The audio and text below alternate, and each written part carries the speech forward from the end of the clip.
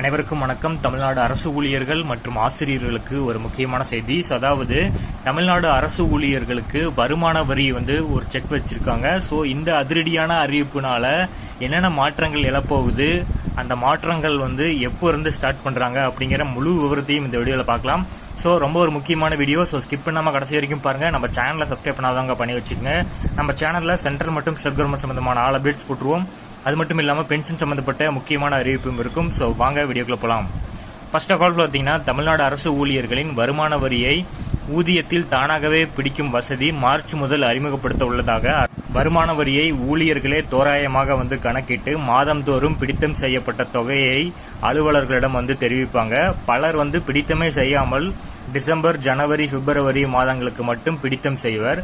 சிலர் ஊதியத்திற்கு மேல் வரி வரும் சூழல்ல தனியாக ஆன்லைன் அல்லது வங்கி செலான் மூலம் பிப்ரவரியில் வரி செலுத்துவர். இந்த முறையை தடுப்பதற்காக அரசு பல்வேறு முயற்சிகளை எடுத்து வருகிறது. இதை பின்பற்றாத பல ஊழியர்களுக்கு அபராதமும் விதிக்கப்படுவது வழக்கமாக இருக்கு.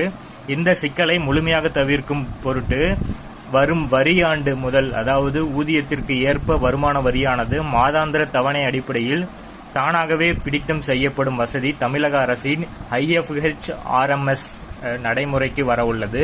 ஸோ இதன்படி வரும் ஆண்டு முதல் மொத்த ஊதியத்தை வைத்து ஊழியர்களுக்கான வருமான வரி எவ்வளவு என்பதை தோராயமாக மென்பொருளே கணக்கிட்டு அதிலிருந்து மாதாந்திர தவணையை மதிப்பிட்டு மாதாந்திரம் தானாகவே பிடித்தம் செய்துவிடும்.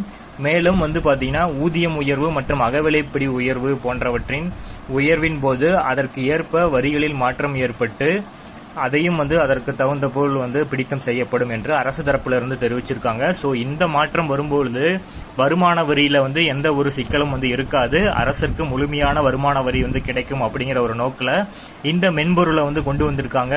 ஸோ இது வருகிற மார்ச் மாதத்துல இருந்து செயல்படும் அப்படிங்கிறதையும், அடுத்த ஆண்டில், அதாவது 2024-25 ஆண்டிற்கான வருமான வரி பிடித்தத்தில் இந்த முறை அமல்படுத்தப்படும் அப்படிங்கிறதையும் சொல்லியிருக்காங்க. பொறுத்திருந்து பார்ப்போம். இதற்கான வழிகாட்டு நெறிமுறைகள் மற்றும் ஜியோ வெளியிடுவாங்க. அதற்கான தகவலை நம்ம சேனலில் அப்டேட் பண்ணுவோம். ஸோ மறக்காம சப்ஸ்கிரைப் பண்ணிருங்க. தேங்க்யூ.